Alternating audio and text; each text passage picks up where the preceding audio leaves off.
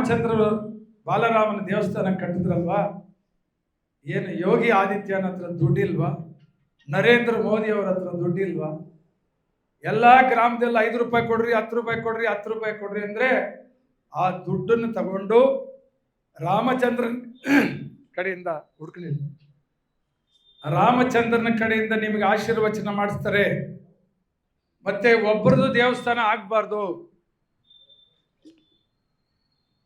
ಅನ್ನೋ ರೀತಿಯಲ್ಲಿ ಅವರು ತಗೊಂಡ್ರು. ಅದು ನಿಜ, ಅದು ಸತ್ಯ. ನಾನು ನಿಮಗೆಲ್ಲ ಹೇಳಿದ್ದೀನಿ.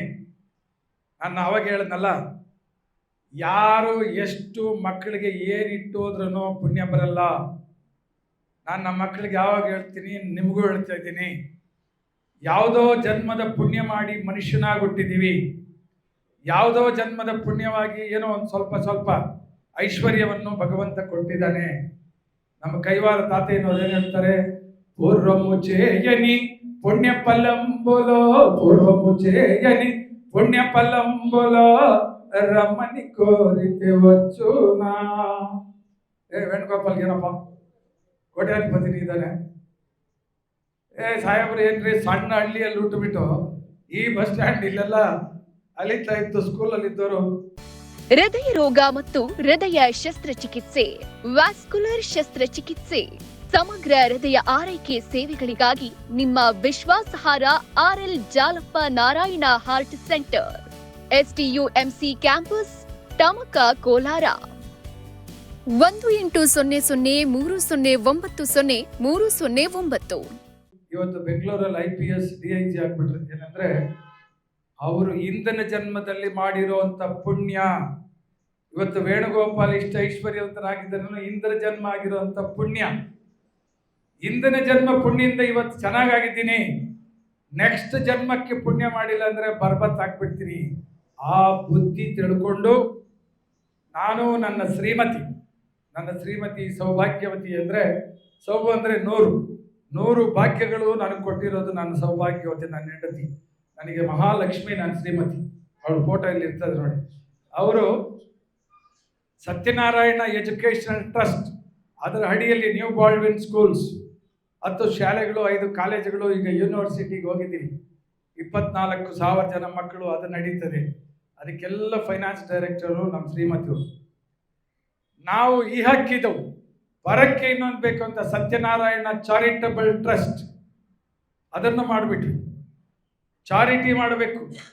ಯಾವ కాలದಲ್ಲಿ యావక్ సత్తోక్తివో ఇదంతా అయిపోని నా బిడ్డలకి ఏమేమి చేయాలో అంతా చేసేస్తాం, ఆమెటికి ఏమైనా దేవుడికి చేస్తామంటే ఆమెటికి నువ్వు ఉంటావో పోతావో ಯಾವ గ్యారెంటీ? దానికి ಸತ್ಯನಾರಾಯಣ ಚಾರಿಟಬಲ್ ಟ್ರಸ್ಟ್ ಅಂತ ನಾವು ಮಾಡಿಬಿಟ್ಟು ಅದರ ಅಡಿಯಲ್ಲಿ 2 ಕಲ್ಯಾಣ ಮಂಟಪಗಳು, ಒಂದು ಆನೇಕಲ್ಲಲ್ಲಿ ಈಗ ನೀವು ಯಾಗ ಮಾಡ್ತೀನಿ, ಅಲ್ಲಿ ಸಾಯಿ ರುಕ್ಮಣಿ ಮಹಲ್ ಅಂತ. ನಾನು ಸತ್ಯ ಸಾಯಿಬಾಬಾ ಅವರ ಭಕ್ತ. ರುಕ್ಮಣಿ ಅಂದರೆ ನನ್ನ ತಾಯಿ 81 ವರ್ಷಕ್ಕೆ ಅವ್ರ ಕೈಯಲ್ಲಿ ಇನಾಗ್ರೇಟ್ ಮಾಡಿದೆ. ಈಗ 87 ವರ್ಷ ಅವ್ರ ಆಶೀರ್ವಚನ ನನಗೆ ಚೆನ್ನಾಗಿದೆ. ಆ ಒಂದು ಕಲ್ಯಾಣ ಮಂಟಪ ಅದರ ಅಡಿಯಲ್ಲಿ ಆ ಕಡೆ ತಮಿಳುನಾಡಲ್ಲಿ ಮದಗಂಡಳ್ಳಿ ಅಂತ ಅನ್ನಮಾಚಾರ್ಯ ಕಲ್ಯಾಣ ಮಂಟಪ ಮಾಡಿ 2 ಕಲ್ಯಾಣ ಮಂಟಪದಲ್ಲಿ ಬರುವಂಥ ದುಡ್ಡು ಅಲ್ಲೊಂದು ಮಾವಿನ ತೋಪಿದೆ, ನಂದು ಒಂದು 30 ಕೋಟಿಗೆ ಹೋಗ್ತದೆ. ಅದನ್ನು ಇರ್ದಿಗೆ ಬರೆದು ಬಿಟ್ಟು ನಮ್ಮ ನಂತರ ಇದು ನಡಿಬೇಕು ಅಂತ ನಾನು ನನ್ನ ಶ್ರೀಮತಿ ಮಾಡಿಬಿಟ್ಟು ಅದರಲ್ಲಿ ಬರೋ ದುಡ್ಡು 12 ದೇವಸ್ಥಾನಗಳಿಗೆ ಮೇಂಟೈನ್ ಮಾಡ್ತೀವಿ. ಪುರೋಹಿತರಿಗೆ ಸ್ಯಾಲ್ರಿ, ಕರೆಂಟ್ ಬಿಲ್ಲು, ಪ್ರಸಾದ ಇದು ಕೊಡ್ತಾ ಇದ್ದೀವಿ. ಇದು ಏನಕ್ಕೆ ಮಾಡಿದ್ದೀವಿ ಅಂದರೆ ನೆಕ್ಸ್ಟ್ ಜನ್ಮಕ್ಕೆ ನಾವು ರೆಡಿ ಮಾಡ್ಕೋಬೇಕು. ಈ ಜನ್ಮದಲ್ಲಿ ಏನೋ ಕೊಟ್ಟಿದ್ದಾನೆ, ಇದನ್ನು ಉಪಯೋಗ ಮಾಡಿ ನೆಕ್ಸ್ಟ್ ಜನ್ಮಕ್ಕೆ ಏನಾದರೂ ಮಾಡಲೇಬೇಕು ಅನ್ನೋ ಒಂದು ಉದ್ದೇಶದಿಂದ ನಾನು ಮಾಡ್ತೀನಿ. ಅದಕ್ಕೆ ನಿಮ್ಮನ್ನೆಲ್ಲ ಏನಕ್ಕೆ ಕರೆದಿದ್ದೀನಿ ಅಂದರೆ ಈ ಒಂದು ಮಹತ್ತರವಾದಂಥ ಕಟಾರಮ್ಮ ಟೆಂಪಲ್ ಆಗೋಗುತ್ತೆ, ನೋ ಡೌಟ್. ಅದ್ರ ಬಗ್ಗೆ ಯೋಚನೆ ಮಾಡಿ ನಾನು ಬಂದಿದ್ದೀನಿ. ನೀವೆಲ್ಲರನ್ನೂ ಭಾಗಿ ಮಾಡ್ಕೋಬೇಕು ನನ್ನ ಜೊತೆಯಲ್ಲಿ. వేణుగోపాలొచ్చినట్ట దేవస్థానం కట్టించినట్ట పోయినట్ట ఆయన కట్టావు, ఆయన గ్రాచారం ఉంటే పూజ చేసుకొని ಆ ರೀತಿಯೆಲ್ಲ ಎಲ್ಲರೂ ಭಾಗಿಯಾಗಬೇಕು. ದೇವಸ್ಥಾನಕ್ಕೆ ಏನೋ ಒಂದು ಮಾಡಬೇಕು.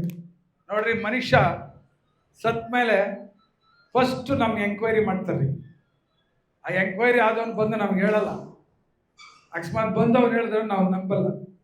ನಾನು ಹೋಗಿಲ್ಲ, ನನಗೆ ಗೊತ್ತಿದೆ. ನಿಮ್ಗೆ ಹೇಳ್ತೀನಿ, ಸತ್ ಮೇಲೆ ವೆರಿ ಫಸ್ಟ್ ಕ್ವಶನ್ ನಮ್ಮನ್ನು ಕೇಳ್ತಾರೆ, ದೈವ ಕಾರ್ಯ ನಿಮಿತ್ತವಾಗಿ ಮನುಷ್ಯ ಜನ್ಮವನ್ನು ಕೊಟ್ಟು ನಿನ್ನ ಭೂಲೋಕಕ್ಕೆ ಕಳಿಸಿದ್ದೀನಲ್ವಾ, ನೀನು ನನಗೆ ಏನು ಮಾಡಿದೆ? ಎಲ್ಲಿ ಸ್ವಾಮಿ, ಮದುವೆ ಆಯ್ತಾ? 2-3 ಜನ ಮಕ್ಕಳಾಯ್ತಾ? ಅವ್ರಿಗೆ ಮದುವೆ ಮಾಡಿದ್ನ? ಅವ್ರಿಗೆ ಏನು ಮಾಡ್ತೀಯ? ಒಂದು ಮಗುಗೆ ಮನೆ ಕಟ್ಟಿದ್ನ, ಇನ್ನೊಂದು ಮಗು ಏನಾಗುತ್ತಾ ಅದನ್ನ ಮಾಡಿದ್ನ, ಇದು ಮಾಡಿದ್ನ, ಅದು ಮಾಡಿದ್ನ, ಇನ್ನು ಮೊಮ್ಮಕ್ಕಳಾದರೂ ಅವರಿಗೆ ಮದುವೆ. ಅಷ್ಟೊಳಗಡೆ ಇವ್ರು ಕರ್ಕೊಂಡು ಬಂದ್ಬಿಟ್ರು, ಸತ್ತೋಗ್ಬಿಟ್ಟು. ಇದೆಲ್ಲ ಮಾಡಿರೋದು ನಿನ್ನ ಕೆಲಸ, ನನ್ನ ಕೆಲಸ. ದೇವರ ಕೆಲಸ ಏನು ಮಾಡಿದ್ಯಾ ಅಂದರೆ, ಕೋಲಾರಲ್ಲಿ ಕಟಾರಮ್ಮನ ದೇವಸ್ಥಾನ ಶುರು ಮಾಡಿದ್ರು ನಮ್ಮ ಚಿಟ್ಟಿಯವರ ಅಧ್ಯಕ್ಷತೆಯಲ್ಲಿ. ಇದಕ್ಕೇನೋ ಒಂದು ಮಹಾಪುಣ್ಯ. ಇವತ್ತು ನಮ್ಮ ಪಕ್ಕದಲ್ಲಿ ಕೂತ್ಕೊಂಡು ಒಂದು ಪ್ರೆಸಿಡೆಂಟ್ ಆಗಿ ದೇವಸ್ಥಾನ ನಡೆಸ್ತಾರೆ ಅಂದರೆ ಇದಕ್ಕೊಂದು ಪುಣ್ಯ ಇದೆ.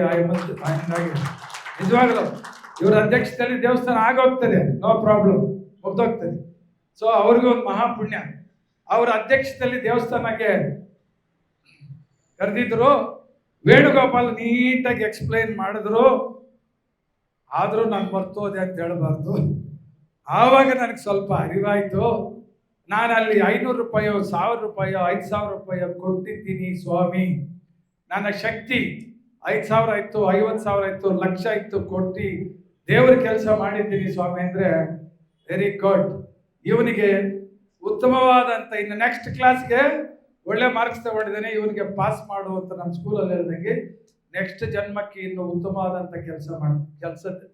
ಉತ್ತಮವಾದಂಥ ಜ್ಞಾನವನ್ನು, ಉತ್ತಮವಾದಂಥ ಐಶ್ವರ್ಯವನ್ನು ಕೊಡ್ತಾನೆ.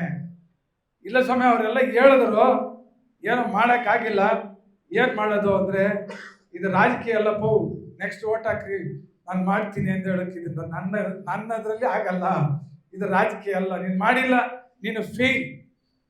ನೆಕ್ಸ್ಟ್ ಜನ್ಮಕ್ಕೆ ಮನುಷ್ಯ ಜನ್ಮ ಕೊಡ್ತಾನೋ, ಕೊಟ್ಟರೆ ಅಕಸ್ಮಾತು ಐಶ್ವರ್ಯ ಇಲ್ದಿರ ದಾರಿದ್ರ್ಯ ಜನ್ಮ ಕೊಟ್ಬಿಡ್ತಾನೋ, ಫೇಲ್ ಅಂತೂ ಮಾಡಿಬಿಡ್ತಾನೆ. ಅದಕ್ಕೆ ಚೆನ್ನಾಗಿ ಅರ್ಥ ಮಾಡ್ಕೊಳ್ಳಿ.